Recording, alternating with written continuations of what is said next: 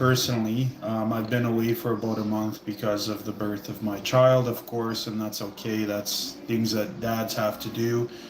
But the trucking industry as a whole has seen a lot of changes recently. I mean, this is just, this is just how it goes. This is a part of, who we are and what we do, and kind of like, we go through these cycles of really bad days, really bad months. Sometimes it's prolonged more than we would want it to be, but that's just how it is.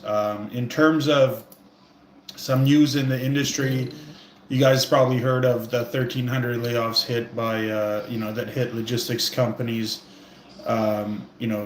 Companies in Florida, Georgia, Illinois, Michigan, Texas. They're just kind of reducing their numbers and getting facility closures kind of down to where they think they need to be currently with the current situation that we're going through in the world.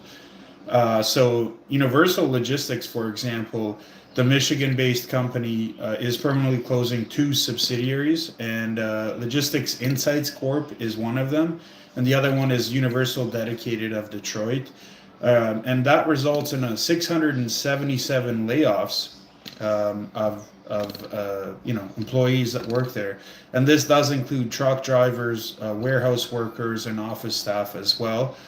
There was no further reasons as to why they were doing this. They were just citing market conditions.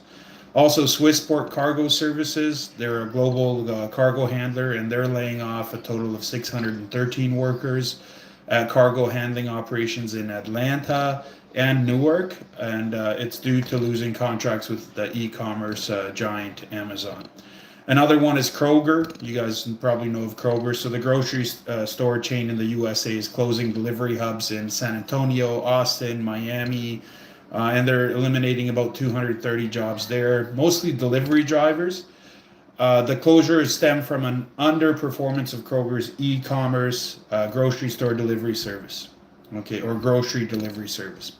RXO Logistics, the spinoff of, you guessed it, XPO, the transportation solution provider, is laying off 114 employees at a facility in Michigan due to a customer or loss of a customer contract. So, unfortunately, there's some news there. So we'll see what happens further in terms of layoffs that may hit, our world that we're in. Also, you guys probably heard of the FMCSA that's forcing the transparency of Uber Freight. So the story details how owner-operator Richard Blaga, working with his small fleet, fell victim to a double brokering scam on Uber Freight's network in late 2023. And Blaga actually booked a load of wine for $8,850, but it ended up unpaid after the load was double brokered. And Blaga booked the load through DAT with a broker called Delta Dune. However, upon receiving the paperwork, he noticed discrepancies, and the bill of lading showed Uber Freight as the origin, raising a little bit of a suspect kind of feel to it. Blaga did contact Uber Freight to clarify the situation as to what the heck is going on. And despite providing evidence of the original rate confirmation, Uber Freight's Anthony Pasquale initially vouched for the second broker, Maroon Express, and convinced Blaga to haul the load, actually. And Blaga completed the haul, but faced delays in receiving payment from either Delta Dune or Maroon. It's not clear as to which one from there. He contacted Pasquale, the Uber Freight representative, who offered little beyond beyond help, claiming he was looking into it, he was investigating, trying to figure out what happened, why it went down this route. So this is where the FMCSA came into involvement and tried to kind of resolve it as well. So after months of waiting and unanswered calls, Blaga sought help from a debt collection agency, and the agency invoked the carrier's right to broker transparency, prompting Uber Freight to finally reveal the actual true documentation paperwork. However, they refused to pay the agreed upon rate. Surprise, surprise. Blaga filed a complaint with the FMCSA. Under pressure from FMCSA, Uber Freight released the paperwork but maintain their lower payment offer. You know, these big companies, they kind of can do whatever they want. They can get away with a lot of things. Hopefully this changes going forward. Now, negotiations in this specific case did reach a stalemate, and Uber Freight admitted paying the fraudulent carrier Maroon Express $6,000, but refused to pay the actual carrier Blaga the full amount of $8,850.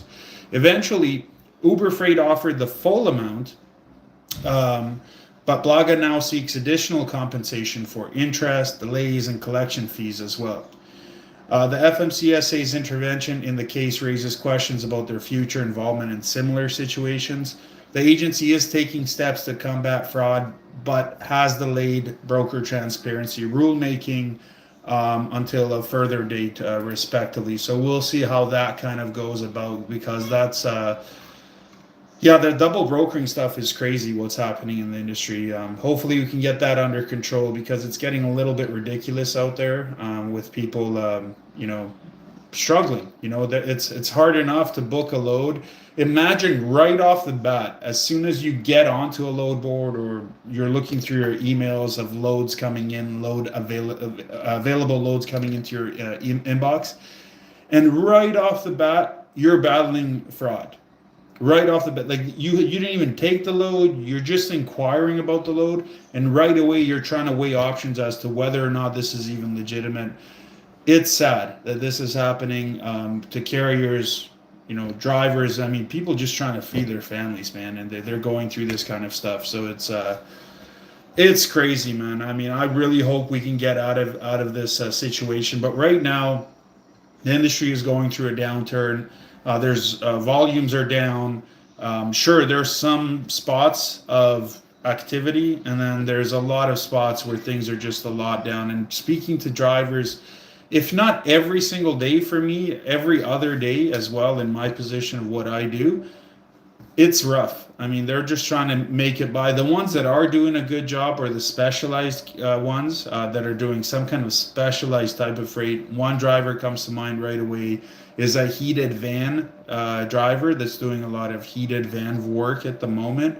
Something that has to be kept at a specific temperature, a relatively high temperature. So for him, he's doing good. But for your dry van carriers and flatbed carriers, even reefer, volumes just aren't where they should be. We'll see as the produce season kind of kicks into full gear.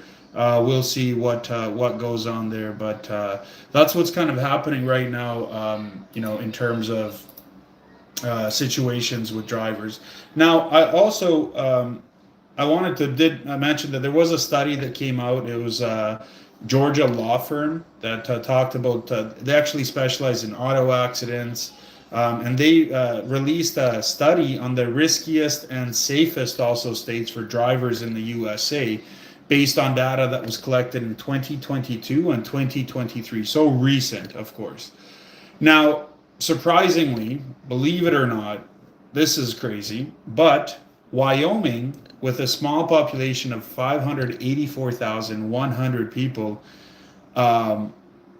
it tops the danger list with a concerning fatality rate of 27 fatalities per 100,000 people. That is astonishing for such a small population. Yasurbek Yuldashov says, "Hey boss, good afternoon." So good afternoon to you. I don't know if I'm saying your name right. How I would say it is Yasurbek, but again, I could be way off, so I apologize in advance for that. Mississippi follows closely with the same rate, but a much larger population of 2.9 million. And the breakdown further from the third to the 10th riskiest. So the third in amongst of fatalities is Arkansas, 22 per 100,000. They have a population of 3.1 million. Then it's Tennessee. They're tied for third with 22 out of 100,000. Then it's South Carolina in fifth place, respectively, and they're 21 per 100,000 total deaths. In addition to that, New Mexico, 21, and then Alabama is 7th, Kentucky is 8th, Louisiana is 9th, and Arizona is 10th with 19 per 100,000. But Wyoming Wyoming, out of all the states that you can think of, is the most dangerous, statistically speaking. However much you want to put into the statistics side, but that's what they say. Now, also, the study did also identify the safest states. Now, this is this is crazy, but New York is one of them. New York State, they have a fatality rate of 5 per 100,000 with a population of 19.5 million. Then it's Massachusetts in second place with 6 per 100,000 total deaths, and the population is 7 million there. And then you have New Jersey in third place with 7 per 100,000, and they have a population of 9.3. This study did highlight the importance of road safety measures, especially considering the national challenge of car accident fatalities, which was nearly 45,000 total fatalities in 2023 alone.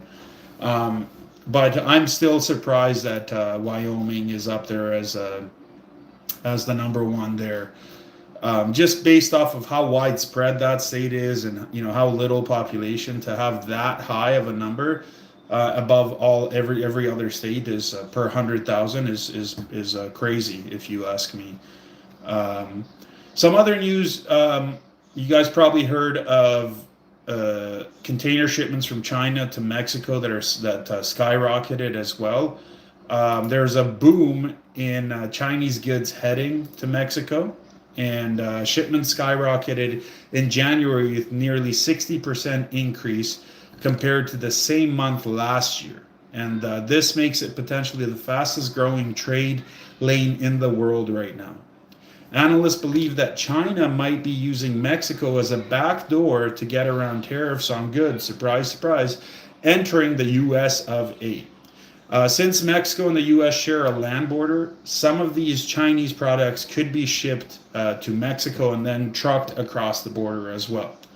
Now, there is a growing trade relationship between USA and Mexico as well, and this surge does align with data from Mexico's Pacific Coast ports, which saw a significant increase in freight traffic in January. Trade between China and Mexico has been on the rise in general, with annual growth jumping from 3.5% in 2022 to 35% in 2023.